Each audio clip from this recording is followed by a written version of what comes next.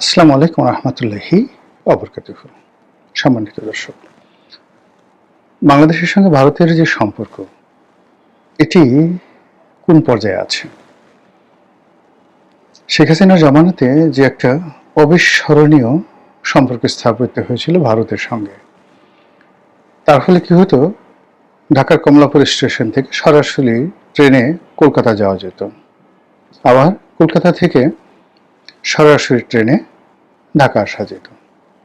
নদীপথে বুড়িগঙ্গা থেকে, সদরঘাট থেকে বা অন্য কোনো জেটি থেকে সেই যে জাহাজ সোজা কলকাতাতে চলে যেত।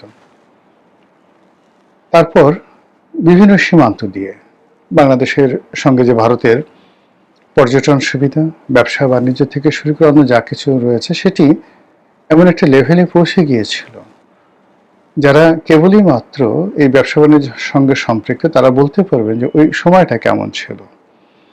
আর আমরা যারা বিভিন্ন সময়টিতে ভারতের সমালোচনা করে আসছিলাম, তারা এই ভারতের কাছে দেশ বিক্রি করে দেওয়া হচ্ছে, ইজ্জত থাকছে না, আমাদের দেশ সিকিম হয়ে যাচ্ছে, আর শেখ হাসিনা দিল্লির দাসী, এই কথাগুলো কিন্তু আমরা বারবার বলে আসছিলাম। অন্যদিকে এই শেখ হাসিনার কবল থেকে বা আওয়ামী লীগের কবল থেকে আমাদেরকে উদ্ধার পেতে হবে, আদারওয়াইজ আমরা যে মহান মুক্তিযুদ্ধ করেছি সেই মহান মুক্তিযুদ্ধ ভ্যানিশ হয়ে যাবে, আমরা ভারতের সেবাদাস হয়ে আছি, আগামীতে ভারতের কোনো একটি অঙ্গরাজ্য হয়ে যাব। এই প্রচার এবং প্রোপাগান্ডার সঙ্গে সঙ্গে বাংলাদেশের শেখ হাসিনা বিরোধী যে আন্দোলন, সেটি চরম আকার ধারণ করে।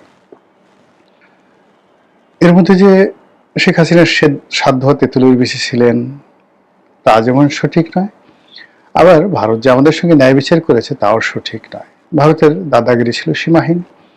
ভারতের সঙ্গে বাংলাদেশের চরম একটা সম্পর্ক থাকার পরেও আওয়ামী লীগের সঙ্গে ভারতের একটা মনস্তাত্ত্বিক দূরত্ব ছিল। আওয়ামী লীগ মনে করত, ভারতকে যা দিয়েছি ইহ জন্মে ভারত আর কখনো সেটা পাবে না। অন্যদিকে ভারত যেটা মনে করতো সেটা হলো যে তুমি আমাকে কে দেবে বা তোমরা আমাকে কে দিবে, বরং আমরা না হলে তো তোমরা ক্ষমতায় বসতে পারতে না, তোমাদেরকে ক্ষমতা আনা, তোমাদেরকে ক্ষমতায় টিকিয়ে রাখা, নানা কারণে আমরা যে ঝুঁকি নিয়েছি, সেই ঝুঁকির ফলে আমরা আসলে যা পাওয়ার কথা তার চেয়ে অনেক কম পাচ্ছি। তো এই বিষয়গুলো নিয়ে তাদের মধ্যে মনস্তাত্ত্বিক যুদ্ধ চলছিল সেই 2014 থেকে 2024 পর্যন্ত। তলে তলে অনেকগুলো ক্ষত ছিল, উপরে উপরে অনেকগুলো মহব্বত ছিল, এবং এরই মধ্যে উভয় রাষ্ট্রই মানে বাংলাদেশ ভারতকে কিছু একটা শিক্ষা দিতে চাচ্ছিল শেখ হাসিনার জামানাতে। তার জন্য বারবার সে আমেরিকার সাথে সম্পর্ক স্থাপন করার চেষ্টা করছে, চীনের সাথে সম্পর্ক স্থাপন করার চেষ্টা করেছে, কিন্তু ব্যর্থ হয়েছে। আবার ভারত বসে থাকেনি, তারা বাংলাদেশে যে সকল রাজনৈতিক দল রয়েছে, বিএনপি, জামাত, এমনকি ছোট ছোট যে রাজনৈতিক দল, তাদের সঙ্গে যোগাযোগ করার চেষ্টা করেছে এবং শেখ হাসিনার বিরুদ্ধে তারা যেন ঐক্যবদ্ধ হতে পারে। ভারত সেখানে রীতিমতো বৃহৎ বিনিয়োগ করার জন্য তারা চেষ্টা করেছে। আমি ঠিক 2021 সনের কথা বলি। বাংলাদেশে যেগুলো খুব ছোট ছোট রাজনৈতিক দল, 10-12টি ছোট ছোট রাজনৈতিক দল, যাদের সাকল্যে 20-25 জন করে কর্মী আছে, তো এই সকল যে রাজনৈতিক দল, তাদের অনেকের সঙ্গে সম্পর্ক ভালো, তারা প্রায় সবাই বড় ভাই হিসেবে বা ভাই ব্রাদার হিসেবে মনে করেন, তাদের মনের কথা বলেন। তো অনেকেই এরকম আমার কাছে আসছেন পরামর্শের জন্য, যেরকম সামনে তো একটা নির্বাচন হবে, ইনক্লুসিভ নির্বাচন হবে, আমাকে তো 300 আসনে প্রার্থী দিতে হবে, টাকা কোনো সমস্যা নয়, এখন আপনি বলেন যে এই 300 আসন কোত্থেকে পাবো। ছোট ছোট রাজনৈতিক দল। এবং আমি অবাক হয়ে ভাবলাম যে তারা যে ডায়ালগগুলো দিচ্ছে, কথাবার্তাগুলো বলছে, তো এক দলের সঙ্গে অন্য দলের কথা প্রায় হুবহু। নিঃসন্দেহে তারা অফার পেয়েছে, এবং সেই অফারটা যে তারা রয়ের কাছ থেকে পেয়েছে এতে কোনো সন্দেহ নেই।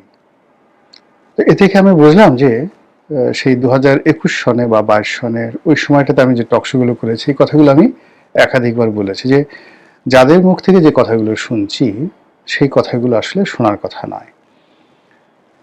2 নম্বর হলো আমাদের সিভিল সার্ভিস, মিলিটারি সার্ভিসের সাবেক কিছু কর্মকর্তা আছেন, তারাও শেখ হাসিনার ব্যাপারে ভীষণ রকম বেপরোয়া হয়ে পড়েছিলেন।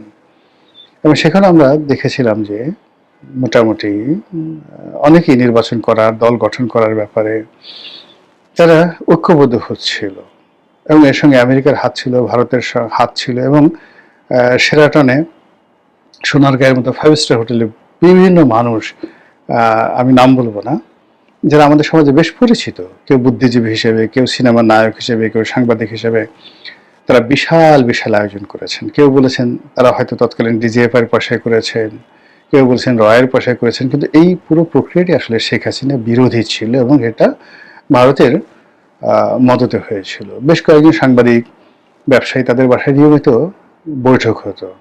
এমনকি শেখ হাসিনার যে প্রেস সচিব ছিলেন নাইমুল ইসলাম খান, বহু বছর ধরে তার বাসায় কিন্তু নানা রকম বৈঠক হতো। জিলুর রহমানের বাসায় বৈঠক হতো, প্রয়াত মেয়র আনিসুল হকের বাসায় বৈঠক হতো, আব্দুল আল মিন্টু সাহেবের বাসায় বৈঠক হতো, এবং সেখানে সকল রাজনীতিক যারা নেতৃবৃন্দ রয়েছেন, ব্যবসায়ী রয়েছেন, তারা একত্রিত হতেন, এবং সেখানে যে কথাগুলো হতো সেই কথাগুলো আপনি যদি মেলান অলমোস্ট সেম।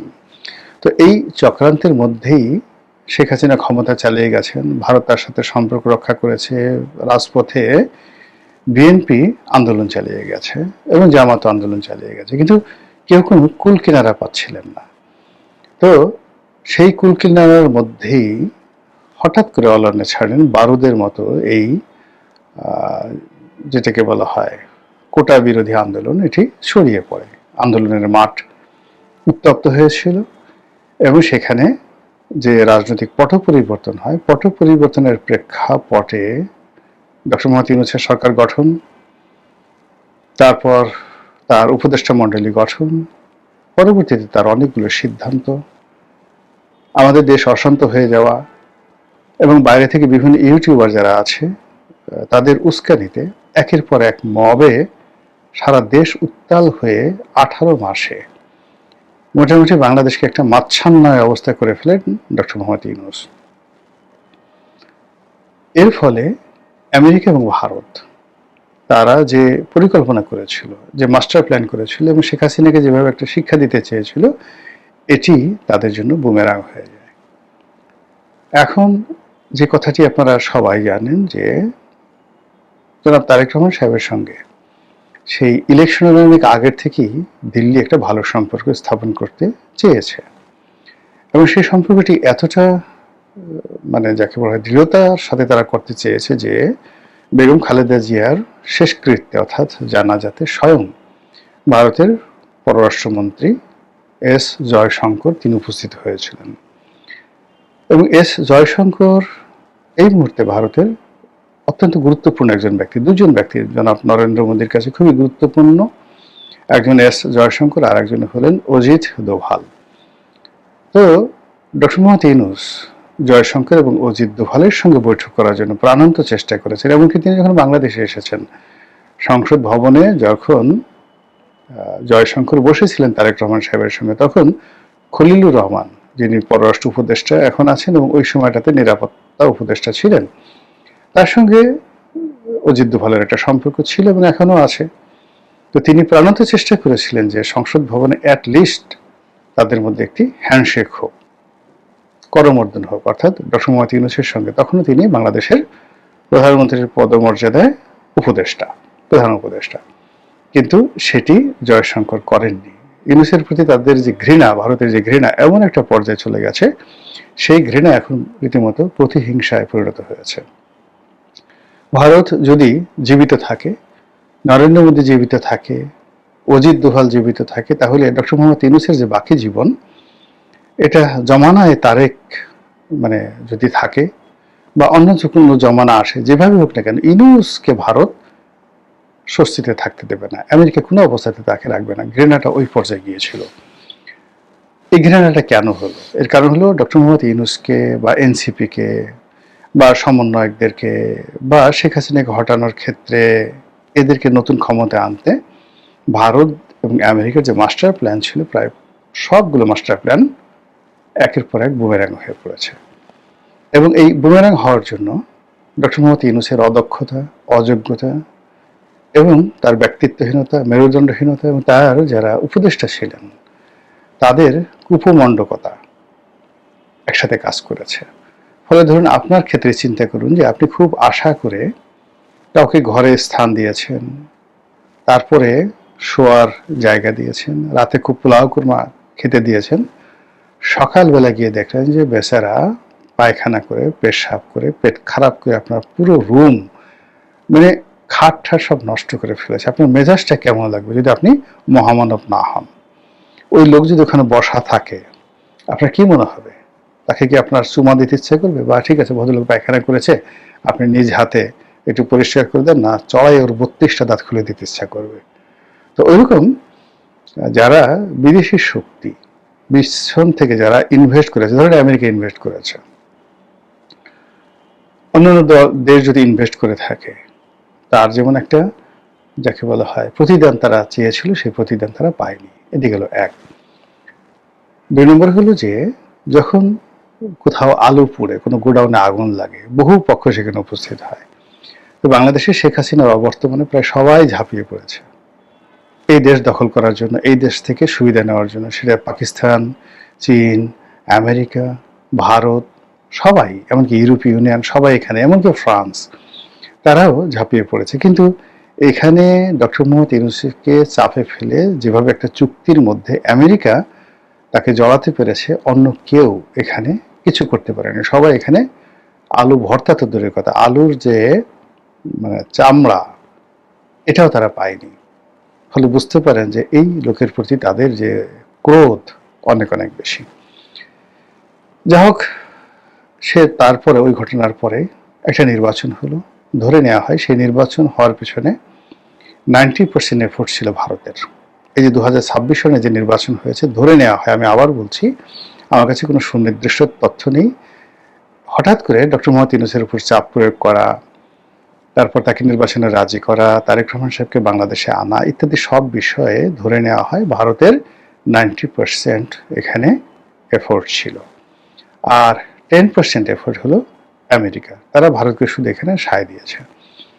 আপনারা অনেকেই জানেন যে ভারতের সাথে, অর্থাৎ নরেন্দ্র মোদীর সাথে ডোনাল্ড ট্রাম্পের এখন যে সম্পর্ক অত ভালো না, কিন্তু সেটা রাজনৈতিক পর্যায়ে এবং বাণিজ্যিক পর্যায়ে ভালো না থাকলেও কৌশলগত যে কারণ, সেই কৌশলগত কারণে ভারতের সাথে তাদের যে ইন্দো প্যাসিফিক চুক্তি রয়েছে, তাদের যে এই অঞ্চলের আঞ্চলিক কৌশলগত সম্পর্ক রয়েছে, সেই সম্পর্কগুলোর ক্ষেত্রে এখনো আমেরিকা বা পেন্টাগন ভারতের উপর নির্ভর করে। কাজেই বাংলাদেশের যে বিষয়গুলো রয়েছে, সেই বিষয়গুলো ভারত একচেটিয়া ভাবে, সেই হাসিনার জামানাতে যেভাবে দেখতো, ঠিক এই মুহূর্তে তারা আমেরিকাকে ম্যানেজ করে ওইভাবে দেখছে। তো এই যে নতুন সরকার এলো, জনাব তারেক রহমান সাহেবের সরকার, সেই সরকারের উপরে তাদের যে এক্সপেকটেশন ছিল, তাদের যে আগ্রহ ছিল, এবং তারা যেভাবে যে বিষয়গুলো আশা করেছিল, সেই বিষয়গুলো পরিপূর্ণতা পাওয়া বা সেই বিষয়গুলোর প্রতিদান পাওয়া, এটা ভারত একেবারে প্রথম দিনই বুঝে গেছে যে এটা সম্ভব নয়। যে জনপ্রিয়তা, যে দক্ষতা বা যে দৃঢ়তা মোটামুটি দরকার ভারতকে একটা সুবিধা দেওয়ার জন্য, একটা করিডর দেওয়ার জন্য, ভারতের সঙ্গে কৃত যে চুক্তিগুলো রয়েছে, কিংবা এই গত 1.5 বছরে ভারতের যে ক্ষয়ক্ষতি হয়েছে বাংলাদেশের সঙ্গে সম্পর্ক না থাকার কারণে, এগুলো পুষিয়ে নেওয়ার জন্য বর্তমান সরকারের যে একটা কমিটমেন্ট থাকা দরকার, সেই কমিটমেন্টটি তারা দেখাতে পারছে না। তারা এলোমেলো, আনপ্রেডিক্টেবল, যেটি হাসনাত আবদুল্লাহ বলেছেন যে এই সরকারের অনেক সিদ্ধান্তে মনে হচ্ছে তারা মুড সুইং করছে, হঠাৎ করে পূর্ব দিকে যাচ্ছে, হঠাৎ করে পশ্চিম দিকে যাচ্ছে, সকালে এক কথা, বিকেলে এক কথা, সকালে এক সিদ্ধান্ত, বিকেলে এক সিদ্ধান্ত, এবং সবগুলোই মানে ছেলে ভুলানো গল্পের মতো অনেকগুলো ঘটনা ঘটছে। একবার দিল্লি থেকে মানে দিল্লিতে তারা পাঠালো লোকজন, আবার চীনে পাঠালো, এবং তিনি এখনো পর্যন্ত 2 মাস হয়ে গেলেন প্রধানমন্ত্রী হিসেবে কোনো দেশে যাওয়ার এখনো পর্যন্ত তিনি সিদ্ধান্ত নিতে পারেননি, বা কোনো দেশও তাকে ওইভাবে আমন্ত্রণ করেছে কিনা আমরা জানি না। সব মিলিয়ে অবস্থার দৃষ্টি মনে হচ্ছে যে এই সরকারের প্রতি তাদের যে বিশ্বাস এবং ভালোবাসা ছিল, এটা ধীরে ধীরে ধীরে ধীরে স্তমিত হয়ে যাচ্ছে। আর অন্যদিকে শেখ হাসিনা বা আওয়ামী লীগ সম্পর্কে তাদের যে বিরাগ ছিল, ক্রোধ ছিল, অভিমান ছিল, সেই জায়গাগুলো ধীরে ধীরে ধীরে ধীরে কমে যাচ্ছে। এবং প্রকৃতি এবং পরিবেশ সম্ভবত বাংলাদেশের ক্ষেত্রে আমেরিকার ক্ষেত্রে এবং দিল্লির ক্ষেত্রে যে সকল প্রকৃতি এবং পরিবেশ রয়েছে, আওয়ামী লীগের জন্য এগুলো ক্রমশ অনুকূল হয়ে যাচ্ছে। মহান আল্লাহ ভালো জানেন, আমাদের দেশের জন্য তাই হোক।